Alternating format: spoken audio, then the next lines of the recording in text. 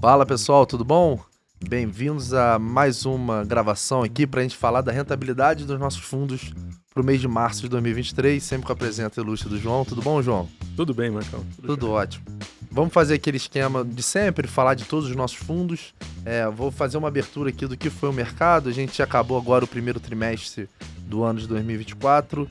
Para a Bolsa Brasileira não foi um trimestre bom. A gente está vendo que a Bolsa aí, nos indicadores, é o pior ativo do mundo, a Bolsa Brasileira. Então, comparado aos países emergentes e desenvolvidos, a Bolsa não está performando muito bem. É muito o que o pessoal está explicando, é esse fluxo estrangeiro que está tirando muito dinheiro da Bolsa. Teve uma evasão de quase 22 bilhões de reais da Bolsa, que é um número significativo. Isso, logicamente, traz o preço para baixo. Mas lá fora a gente está vendo quase um rally aí, S&P também, em dólar, subindo mais de 3%. Então está mostrando uma força. O mercado americano está mostrando uma força bastante resiliente, o que está fazendo com que o Fed tenha algumas dúvidas e aquela velha história de qual vai ser... o João até escreveu uma carta aí que daqui a pouco vai soltar, falando bem mais especificamente o que ele está achando da cabeça que o Fed tem pela frente. E é um momento meio complicado, né, João? Então, assim, a gente está esperando esse corte de juros lá fora. O mercado de trabalho continua resiliente. Muito se discute aqui no Brasil também essa taxa terminal. Então, estão falando mais, será que esse juro neutro mudou? Será que não mudou? Então, esses assuntos que sempre vêm, sempre quando vai discutir fim de mês, eu acho que esse ano a gente está muito recorrente nesses assuntos, mas é o que está ditando o mercado. Logicamente, tem ativos que ainda estão performando muito bem, que é o caso do Bitcoin, que a gente depois vai falar de cripto. Bitcoin subiu aí mais de 16%, ainda nessa pegada dos ETFs, do halving, da mesma história. Os fundos ligados ao mercado americano também estão indo muito bem, os de tecnologia, o MoneyBets foi muito bem, o Tech Select, apesar de não ter sido um mês surpreendente, ainda no ano está tendo uma performance muito boa. Então, eu acho que não mudou muito o cenário. Saiu a ata do cupom aqui no Brasil, aí estavam falando que botou essa, não botou essa, era uma discussão meio específica, e lá fora essa probabilidade se vai ou não cortar agora em junho ou julho, e você mesmo disse que passar dessa etapa não tem mais possibilidade de corte. Eu acho que já falei demais. Johnny, sua visão, depois a gente passa aqui fundo a fundo falando um pouquinho das rentabilidades. Tá bom. Eu acho que em termos gerais, esse primeiro trimestre foi bom para os mercados globais. Se a gente olha sob a ótica dos países desenvolvidos, principalmente ali depois da segunda metade do trimestre, a gente percebeu os investidores muito mais afeitos a risco e com vontade de colocar renda variável nos seus portfólios, né? As bolsas globais, todas elas andaram muito bem, à exceção do Brasil, como você bem pontuou. Todas elas andaram muito bem agora no mês de março. Destaque para as bolsas europeias, né? O DAX, que é o principal índice da bolsa alemã, acabou apresentando aí o melhor desempenho em moeda local, né? Eu digo em euro, né, no caso. Isso. Acabou apresentando o melhor desempenho entre as bolsas globais. E eu queria chamar a atenção bastante, eu até escrevi no Diário de Bordo que saía nessa semana, saiu agora, o Japão surpreendendo. O Nikkei subiu mais de 20% nesse primeiro trimestre, uma alta considerável, já vinha de um rally forte, e destaque ali para as ações do Warren Buffett, né? As ações que ele disse recentemente que não deixaria nunca mais de investir, né? Talvez nunca mais seja muito tempo, mas as tradings japonesas andaram muito bem nesse comecinho de ano, refletindo um pouco desse apetite dos investidores e da busca, na verdade, por outros ativos que não só as empresas de tecnologia, né? Então, como você bem pontuou, por exemplo, o nosso fundo Tech Select foi bem no mês, ele apresentou um resultado positivo, o Nasdaq foi bem, mas não foi, vamos dizer, não manteve aquele mesmo vigor que a gente tinha visto ali em janeiro e fevereiro. O que a gente pôde perceber nessa arrancada dos mercados globais foi uma maior dispersão dos recursos em outros ativos que não só os ativos de tecnologia, né? E isso, de certa forma, é positivo, porque abre um pouco mais de espaço para buscar novas oportunidades, para buscar novas fronteiras, mas, por outro lado, tirou um pouquinho daquele brilho ali das ações da NVIDIA, né? Depois do evento, especialmente. Enfim, um mês positivo. O Brasil realmente ficou para trás. Acho que o Brasil ele tem esse problema ainda do fluxo, né? A Bolsa Brasileira, ela guarda ainda um tripé muito positivo, que são as ações estão super baratas, as empresas fizeram o trabalho de casa o ano passado assim, e você está bem posicionado para capturar um ciclo aí, de repente, de commodities, alguma coisa assim. Então, a Bolsa Brasileira está pronta para andar, mas realmente falta o fluxo do investidor local. O mercado parece todo mundo muito ansioso para esse trigger, né? Quando é que vai dar esse impulso? Tá todo mundo esperançoso, mas os números não refletem essa esperança que não tem, né? Eu acho que a dúvida, né? E aí você pontuou ali essa questão da inflação. A inflação ainda incomoda, né? A gente terminou o mês de março com um indicador que saiu no feriado, no dia 29 de março. O PCE, que é o Price Consumption Expenditure, que na verdade é um indicador que mede ali a inflação e mede a renda dos americanos. Ele mostrou que a inflação não está cedendo lá fora, né? E aí, quando associado com os indicadores da indústria, que estão vindo melhores do que a gente viu ali no ano passado, e com os indicadores de emprego, como você pontuou, isso traz aí um caldo de que, de repente, a economia americana está, sim, num processo de aceleração de novo, né? Então, traz muita dúvida se o Federal Reserve vai ter espaço para baixar juros. E aí, como eu pontuei, aí na carta a gente descreve um pouco mais esse movimento, né? O Fed, ele aos poucos, ele está perdendo a janela de oportunidade para ele abaixar juros. Porque se ele não fizer em junho, né? E aí os mercados estão apontando já que a probabilidade para ele baixar juros em junho, vamos dizer, está caindo. E aí, se ele não fizer em julho, ele não tem espaço por conta das eleições americanas, né? Os republicanos certamente vão levantar a mão e falar assim, olha, baixar juros agora é algo que é eleitoreiro, né? Não deveria acontecer. Então, e o Banco Central americano sempre procura ficar de fora de qualquer questão relacionada à eleição.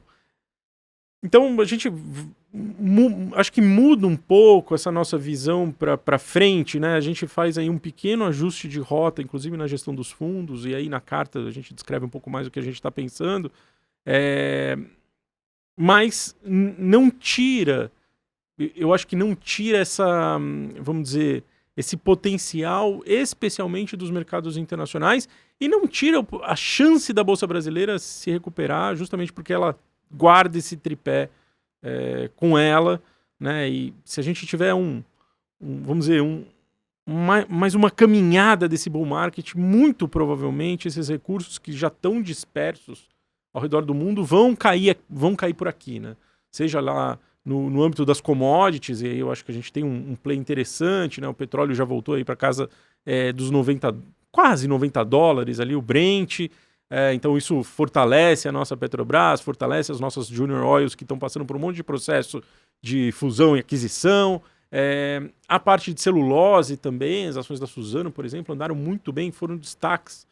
Foi destaque junto com o Klabin agora no mês de março, uma das ações aí que mais subiram dentro da Bolsa Brasileira.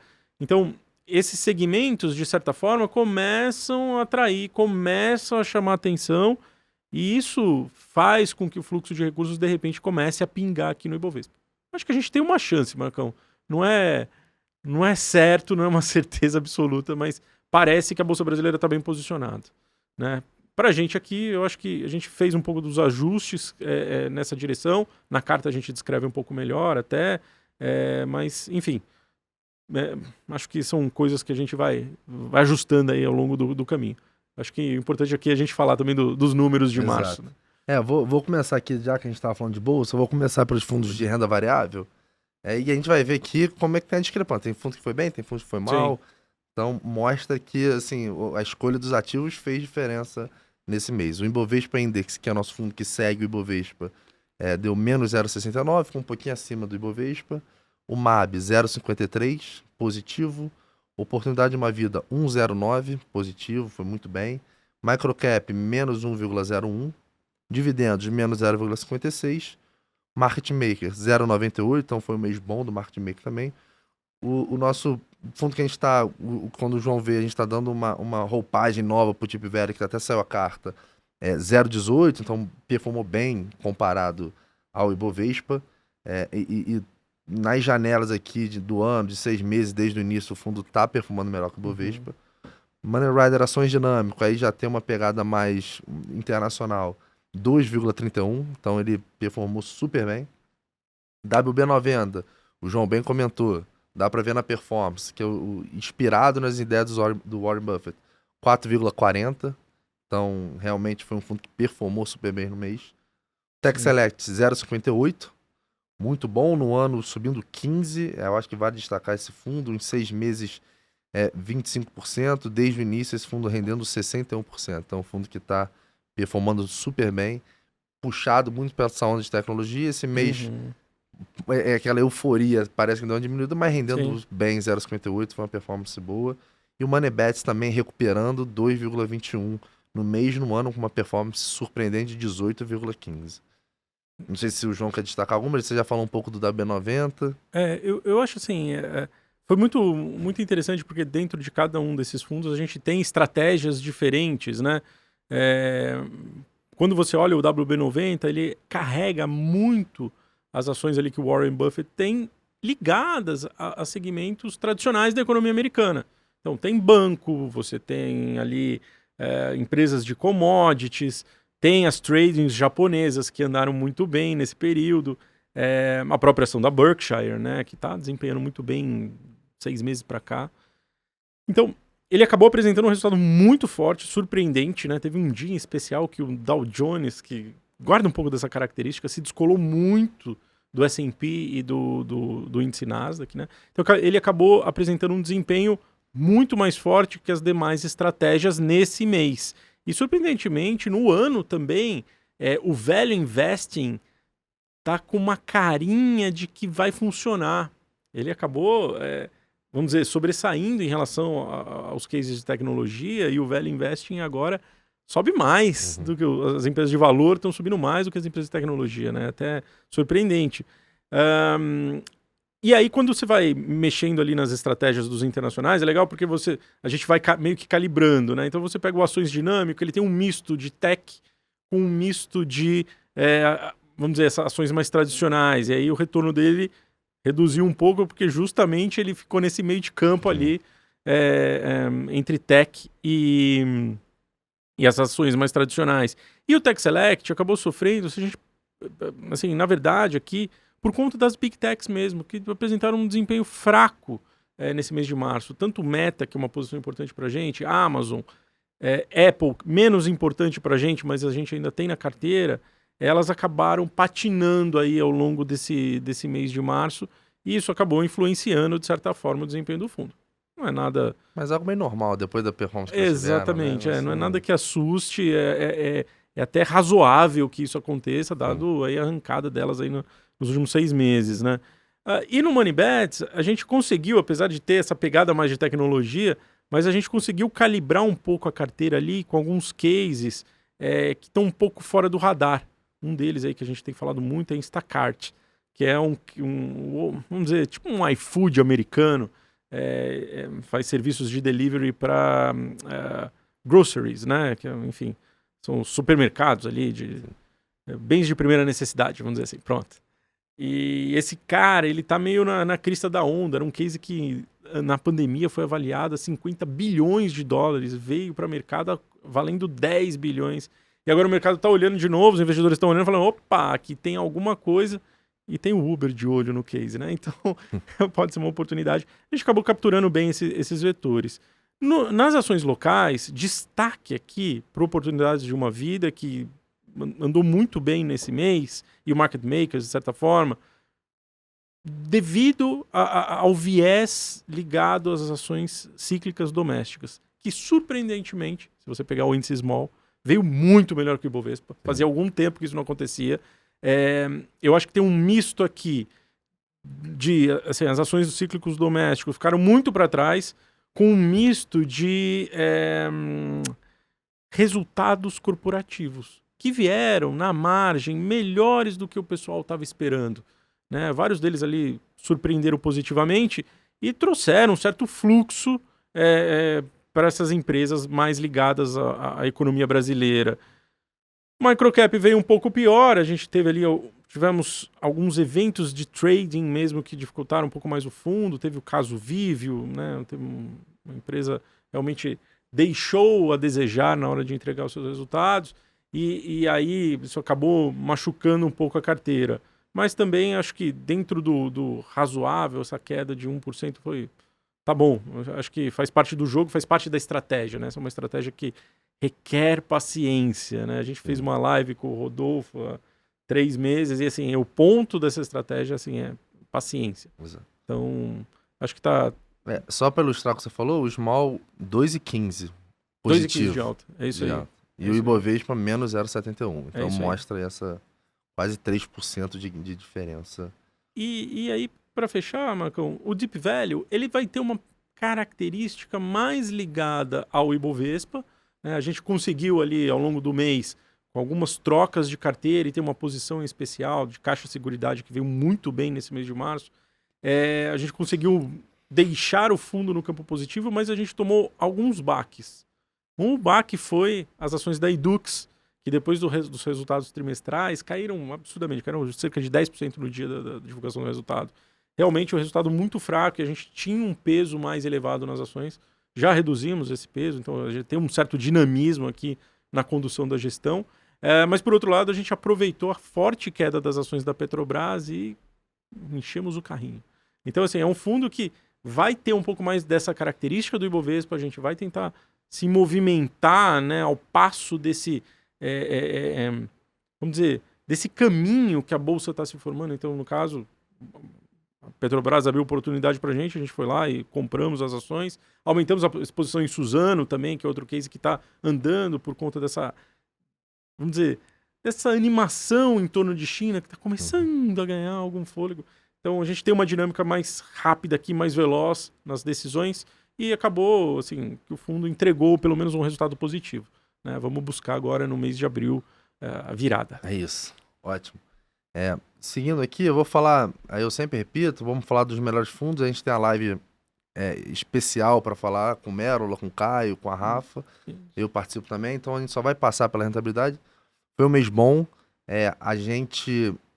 Agora a gente não tá com... Tem um fundo que demora para a cota sair e a gente não tá com esse resultado 100% correto, vai mudar um pouquinho, mas é basicamente isso, tá? O FOF Melhores Fundos 0,85, superou o CDI, Melhores Fundos Ações 0,76, então superou o Ibovespa também. Melhores Fundos Multimercado 1,60, foi um belo rendimento. Melhores Fundos Conservador 0,95, Novas Ideias 0,53, Retorno Absoluto 1,31. Passando agora para os fundos globais. Melhores fundos globais 3,10. Melhores fundos Global Equities 2,53 positivo. O Blend, que é uma mistura do melhores fundos com global, 0,88. Aqui eu vou botar um destaque, foi o FOF Commodity, que sai um pouquinho dos melhores fundos. Esse fundo nosso aqui da Empírico Gestão, 6,95 no mês. Então, assim, a gente depois que for entrar ali mais nos temáticos, a gente vai ver que cobre subiu muito, prata subiu muito, ouro subiu muito, carbono. Então, isso tudo teve um upside realmente bom em março. Quando a gente chegar, a gente explica melhor. E o FOF Commodity, como ele faz um percentual desses fundos, ele subiu 6,95. Foi um dos melhores aqui do mês. E o Essencial Moderado, que é uma coletânea aqui dos principais fundos que a gente acredita na casa, 1,05 positivo também. Passando para o mundo de prévia dos melhores fundos, muito parecido, então muda muito pouco, né? Tem um pouquinho da legislação, mas a rentabilidade normalmente vem bem aderente. Então, Superprevidência 0,85, Subprevidência 2 0,83, Prévio Conservador 0,76, SP Ações 0,88, Universa Prev 1,49, foi um belo desempenho do Universa Prev. Oportunidade de uma Vida Prev 1,03, Criptoprev 1,95, então esse é um fundo que a gente vem falando bastante. Então ele tem 20% investido nos nossos fundos de criptoativos e 80% inflação longa. Ele vem performando muito bem no ano aí com uma alta de 7,70. Então é um fundo que essa parcelinha que tem cripto está fazendo o fundo performar super bem no ano, em 12 meses. E a gente está pegando aí desde o início, porque esse fundo pegou aquela baixa de cripto, mas está recuperando. Global Real Return 1,40 também é outro fundo que está desempenhando um papel muito bom. Em 12 meses aí está com 16,72, é um fundo importante que a gente tem na casa. E o FOF Nova Prev com 0,82 no mês, é o nosso fundo mais versátil aí de previdência, com a seguradora BTG. Mas desempenho, no geral, dos FOFs para o mês de março foi muito bom. O Universa teve uma rentabilidade muito boa no mês, 1,50. Então, importante para a recuperação. A gente sabe que os multimercados estão tendo meses difíceis, não são meses fáceis. O primeiro trimestre não foi tão simples para os fundos multimercados, até por conta de todo esse cenário que o João traçou aqui, de vai cortar, não vai cortar, quando vai cortar. Então, isso gera uma incerteza, um fluxo saindo. Então, o pessoal não muito convicto nas ações, todo mundo com esse viés, a bolsa está barata, mas por que não está performando? Então o pessoal tá meio com um pé no freio ali, mas o Universo nesse mês, 180% de CDI. Isso muito bom para recuperar, para a gente pegar o CDI no ano. Em 6 meses a gente já está com 9,16, em 12 meses a gente está bem próximo de CDI, 94% de CDI. Verdade. Então a gente está muito bem. O Money Rider, performance muito boa, não pode até aprofundar mais, 3,31. Em todas as janelas acima do benchmark, isso é muito bom, ver tudo verdinho, a gente sempre gosta. O Wealth Trade, o nosso fundo aqui, da gestão de multimercado macro, a gente está redefinindo algumas estratégias, depois a gente vai falar melhor sobre isso, mas 0,91 no mês, também superando o CDI.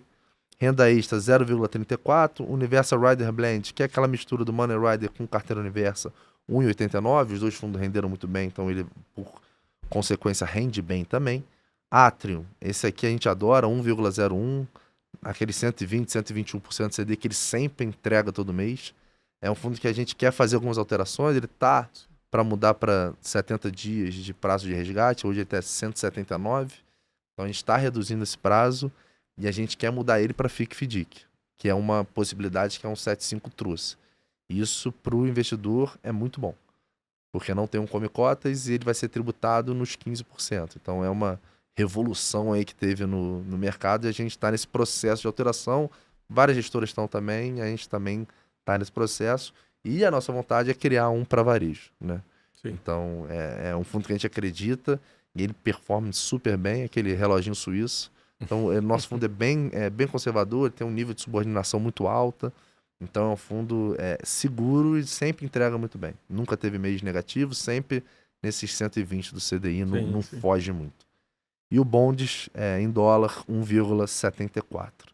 Johnny, quer pincelar? Acho que o principal aqui é o Money Rider, né? O Money Rider ele foi muito bem, foi mais um mês super positivo, o 5º mês consecutivo aí, com fortes altas, aproveitando um pouco essa dinâmica positiva da bolsa lá fora, mas tem alguns pontos dele que eu acho que merece atenção, né? Se a gente olha o desempenho, mesmo com um nível de risco mais baixo do que a bolsa, ele andou praticamente igual ao S&P esse mês, por conta dos books de commodities e por conta, inclusive, da nossa posição em Japão também.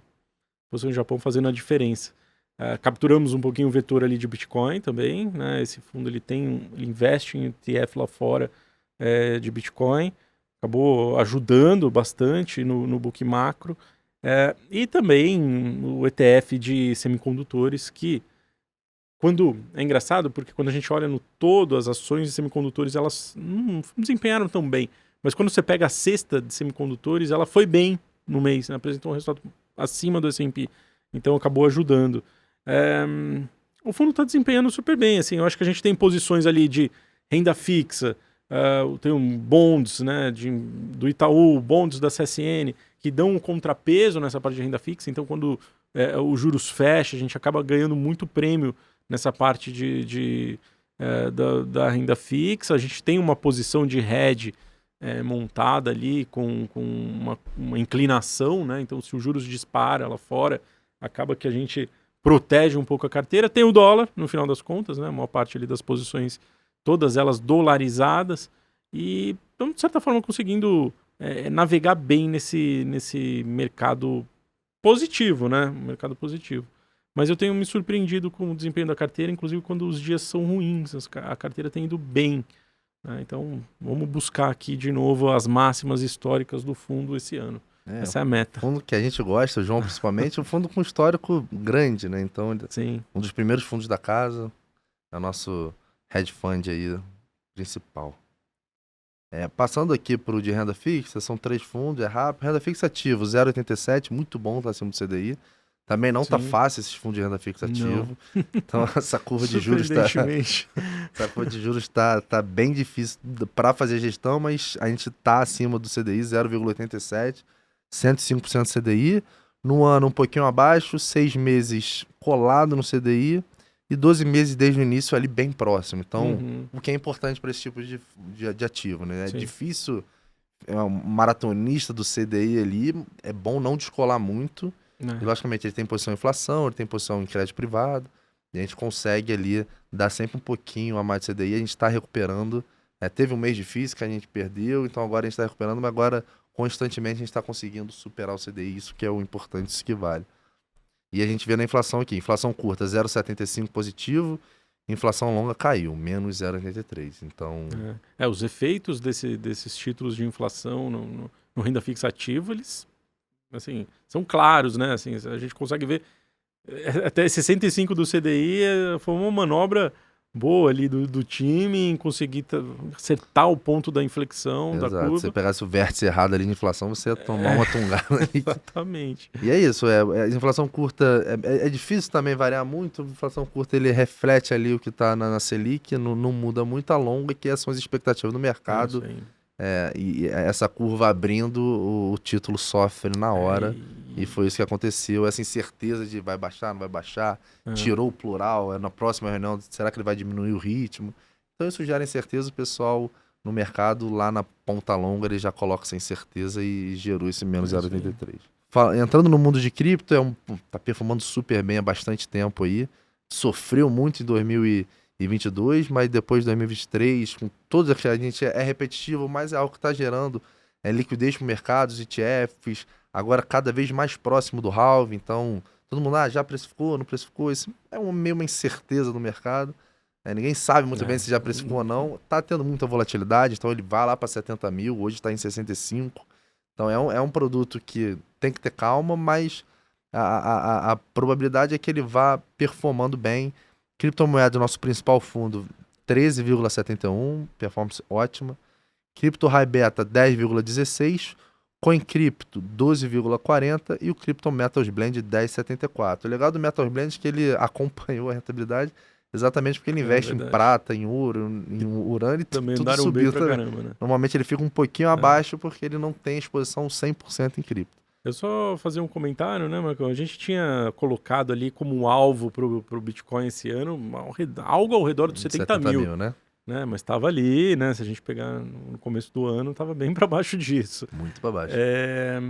E aí já bateu 70 mil e olhando um pouco esse fluxo, né? Que continua vindo para os ETFs. Lógico, um dia mais volátil, outro dia sai dinheiro lá do ETF da GBTC lá, né? Que é um Grayscale.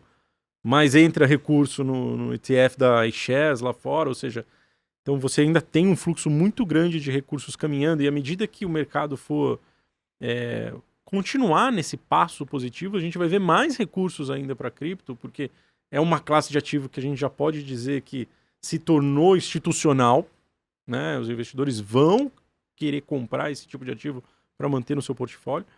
Então a gente já reviu as nossas projeções aí para o ano e o próximo passo acho que está mais para os 100 mil.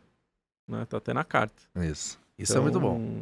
Assim, acho que tem um caminho bom aqui para os fundos de cripto mesmo. Exato. E novidade, assim, não sei se muda muito, mas pra gente é bom, é a possibilidade de fazer o futuro na B3 agora de Bitcoin. Verdade. A gente vai entender melhor como é que é o produto, porque o futuro às vezes chama muita margem, preço, o tamanho da posição que a gente pode fazer o hedge, mas para momentos às vezes muito voláteis é uma alternativa, instrumento bom para controlar risco. Então talvez a gente possa utilizar. Vamos ver, falar em 17 de abril que ia lançar, mas estão prometendo há bastante tempo, mas agora eu acho que vai.